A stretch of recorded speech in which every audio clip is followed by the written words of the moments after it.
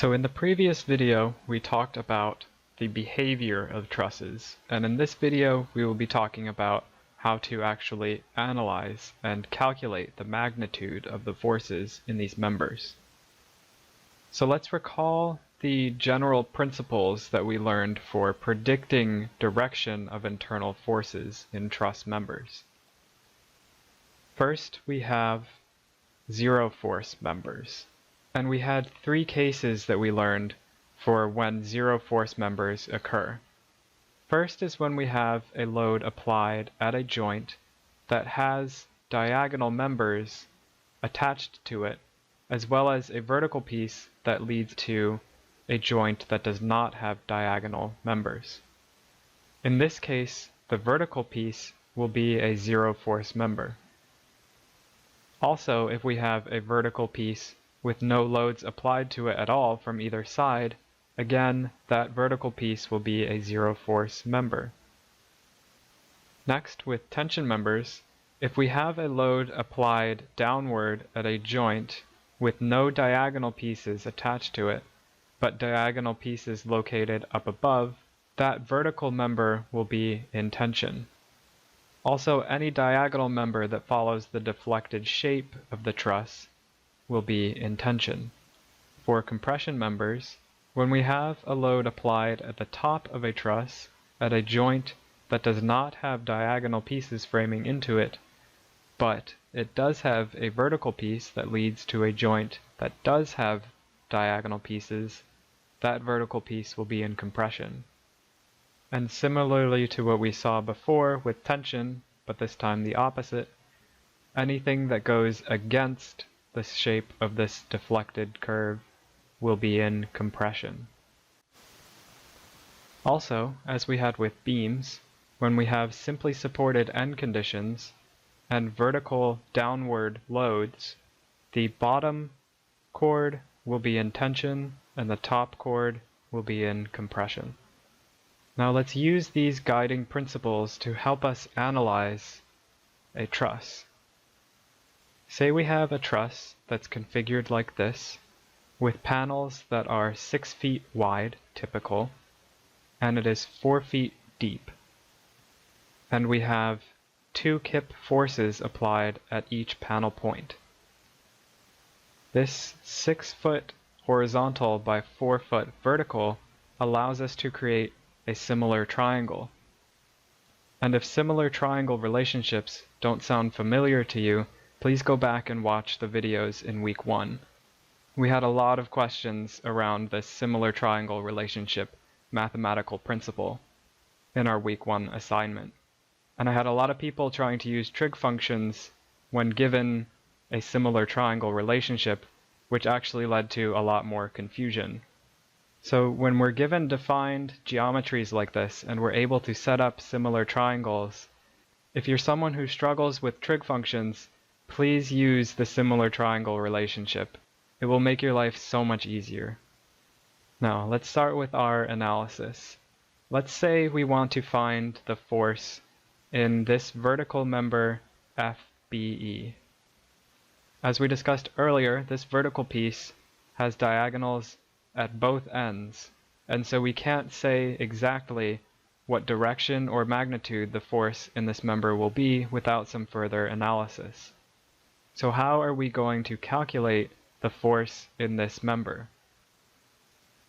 Well, the first tool that we have for analyzing trusses is called the method of joints.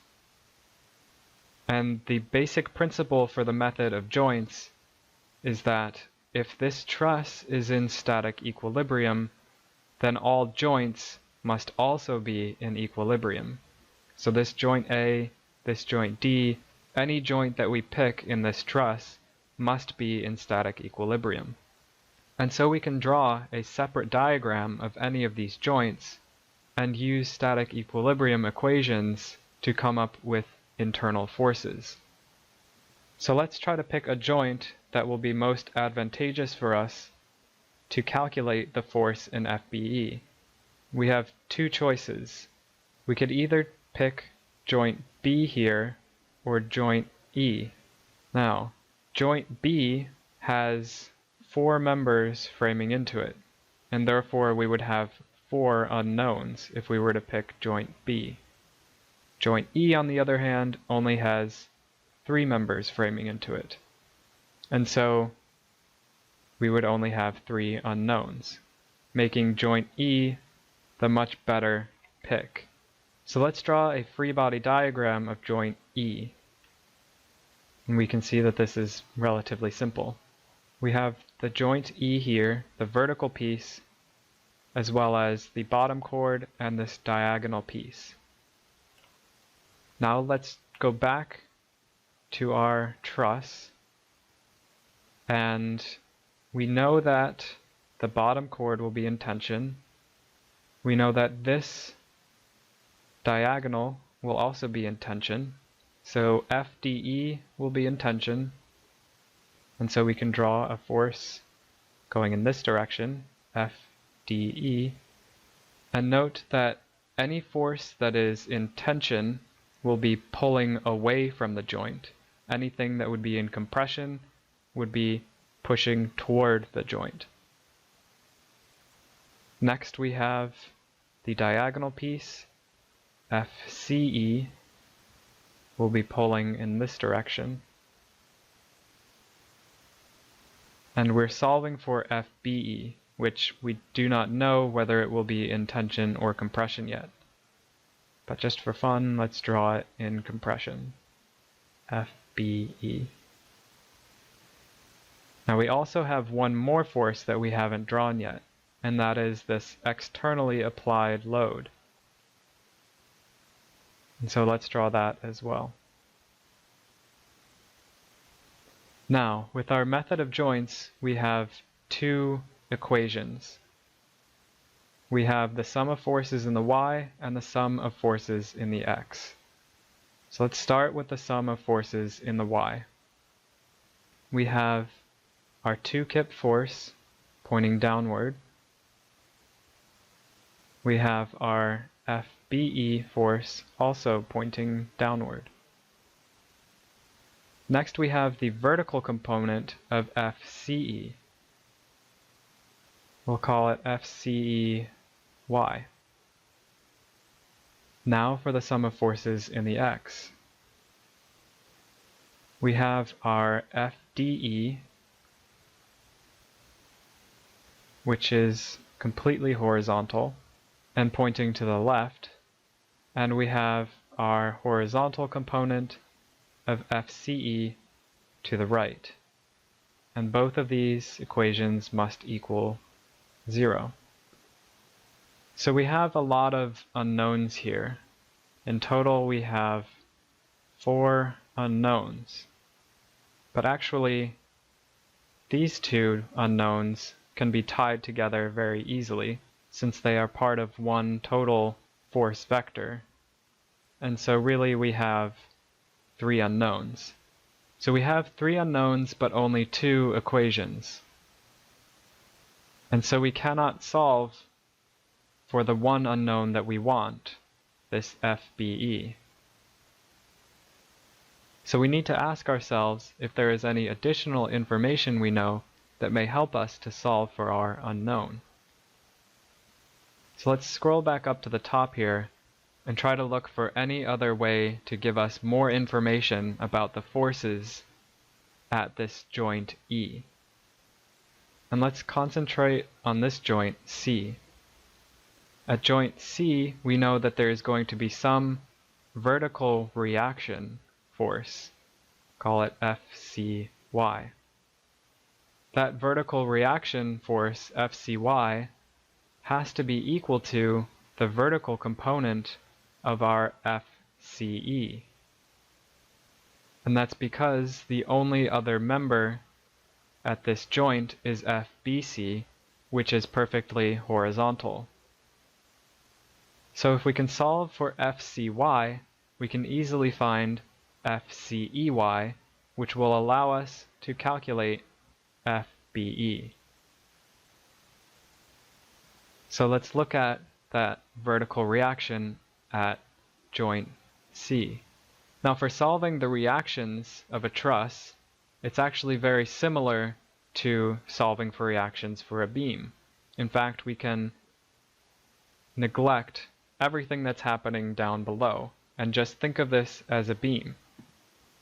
And as we've seen earlier with our beam analysis, when we have a beam with loads applied symmetrically on both sides, we know that half the load will go to this support on the right and the other half will go to this support on the left. And so we can sum up all of our total applied forces, divide by 2, and get our vertical reaction Fcy. And this vertical reaction Fcy is equal to Fcey, the vertical component of the force in Fce. So this force is equal to 5 kips. Now let's go back to our method of joints. So this Fcey is equal to 5 kips. And so now we have everything we need to solve this equation. Fbe will be equal to 5 kips minus 2 kips, which gives us 3 kips. And since this force is positive, we know that we have drawn the arrow in the correct direction, and it is in fact a compressive force. So Fbe is equal to 3 kips of compressive force. Now let's take this one step further and say we now want to solve for Fde, the force in the bottom chord. Now we do have to look at this sum of forces in the x equation. And as we discussed earlier, we have a relationship between Fcey and Fcex. And that relationship is through similar triangles. So let's grab this relationship and replicate it down here. So as we learned in week 1, if we have a vertical component and we want to solve for the horizontal component, all we need to do is apply a similar triangle relationship, which is similar to a unit conversion. So we have Fcey and we want Fcex. So to convert Fcey, we need to multiply by the relationship between the vertical and the horizontal component of our similar triangle. So we want the horizontal 6, and we are dividing by the vertical 4. And so this is our similar triangle relationship. And now we can plug this formula into this equation. And so here we get that Fde is equal to Fcey times 6 over 4, which is equal to 5 kips times 6 divided by 4 equals 7.5 kips. And again, this force came out positive, so we drew this arrow in the correct direction, and it is 7.5 kips of tension. Now we can continue to work like this, hopping from joint to joint and slowly working our way across the truss to solve for any of the forces in any of these members. But let's say we wanted to solve directly for this force, Fdb. And let's say we didn't want to go from joint to joint in order to find it, and instead we wanted to find it directly. Well, for that, we would use the method of sections. And the method of sections states that if a truss is in equilibrium, all sections must also be in equilibrium. So if I were to cut this truss through the member that we are trying to solve for and separate this portion of the truss, it must be in static equilibrium. And the benefit of the method of sections over the method of joints is that now we have 3 equations. we are introducing the sum of moments. So let's use the method of sections to solve for the force that we want in the member dB. And note that what I've drawn so far for this free body diagram is clearly not in static equilibrium. So, what is it that allows this piece to be in static equilibrium? Well, it would be the internal forces in each of these members that we have cut. And we know that the force here will be in compression, the force here will be in tension, and this diagonal force will also be in tension. As before, anything in tension pulls, anything in compression pushes. And now let's apply the proper labels to each of these forces that we've drawn, looking at our original truss. So the top chord will be AB, the bottom chord will be DE. Now let's set up our static equilibrium equations. For the sum of forces in the y, we have 5 kips up minus 2 kips down minus the vertical component of f dB, and that must be equal to 0. And let's simplify this equation before we move further. We should get that f dBy will be equal to 3 kips. And here we can actually stop and consider the fact that we have already solved for one component of our force that we want, and so all we need to do to find the total force is to recall our similar triangle relationship, 6, 4, 7.21. So we have our FdBy, we want the total FdB. So FdB will be equal to FdBy. We want the hypotenuse, we have the vertical, so the relationship will be 7.21 over 4. And now we plug in our values.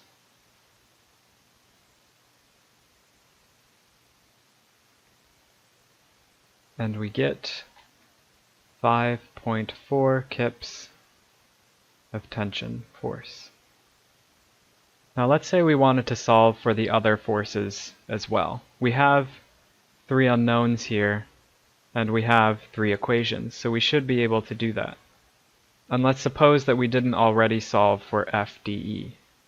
So, if we do our sum of forces in the x, we will have FAB minus the horizontal component of FDB minus FDE equal to 0. And here we have already found FDB, so we know its horizontal component. So we can simplify this equation to FAB minus FDE is equal to FDBx, which is equal to FDBy times, we want the horizontal, we have the vertical, so that will be our unit conversion. And that is equal to 3 kips times 6 over 4. And so the horizontal component of FDB is equal to 4.5 kips. So 4.5 kips is equal to FAB minus FDE. So now we have an equation with 2 unknowns, neither of which appear in our first equation that we established with our sum of forces in the y. And so we need another equation, which will be the sum of moments. And let's try to pick a point that will be most advantageous for us to solve for our final 2 unknowns. So looking at this diagram, recall that the sum of moments can be taken at any point. And when we sum moments, we will be multiplying the force times its perpendicular distance to that point. So for example, if we were to sum moments at this joint E, this 2 kip force here would generate 0 moment because it acts through that joint. Also, FDE would generate no moment at this joint. But we would have to calculate the moment due to FDB, FAB, and this 5 kip reaction force. That, of course, is doable because we know FDB, we know the 5 kip force, and that would leave us with one unknown here. However, solving for the moment due to this FDB force is a little bit tricky. And so let's try to pick a better point. Let's pick the point where these two forces converge, this point here, which would be joint D. Now this joint is outside of where we've applied our cut, but that doesn't matter. Theoretically, we can sum moments out here or over here. It doesn't matter. It will still add up to 0. So let's sum moments about joint D. The moments due to FDB and FDE will both be 0 because they act through the point that we are choosing. The perpendicular distance from FAB to our joint is 4 feet, the depth of the truss. And let's recall that we are using a standard coordinate system with positive y in the vertical, positive x to the right, and positive moment in the counterclockwise direction. This FAB force will apply a clockwise moment about joint D, and so it will be a negative moment. Similarly, this 2 kip force will apply a negative moment, and its perpendicular distance to joint D is the width of a panel, which is 6 feet. Lastly, we have our 5 kip reaction force, which applies a moment in the counterclockwise direction around joint D. And so it will generate a positive moment, and its perpendicular distance to joint D is 2 panels, or 12 feet. And all of this will be equal to 0. And now we have only one unknown, our FAB. And so we can rearrange this equation to give us FAB equal to minus 12 foot kips plus 60 foot kips divided by 4 feet. And we get that FAB is equal to 12 kips of compressive force. Now that we have FAB, we can take this value, plug it into this equation to get us FDE. So we have 12 kips minus FDE is equal to 4.5 kips.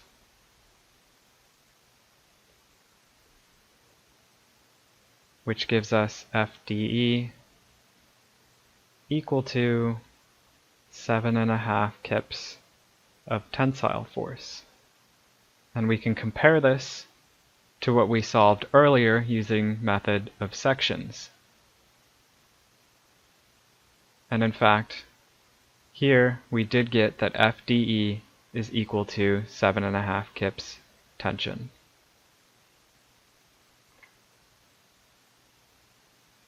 So, to summarize all of the forces that we've solved for, here I've drawn them on our original truss diagram, and we can compare these forces to what we find in our analysis program. So here we have the exact same truss with panels 6 feet wide and a total depth of 4 feet. And if I look at just those members that we solved for and turn on the axial forces, here you can compare our results to the results in the program. And I know that the text is kind of small. Sorry about that. So in summary, these are the two tools that we have for analyzing trusses. The method of joints, which is useful for solving for forces in vertical members, though its limitations are that we can only use 2 equations, and the method of sections, which has an advantage over the method of joints in that we now have a 3rd equation.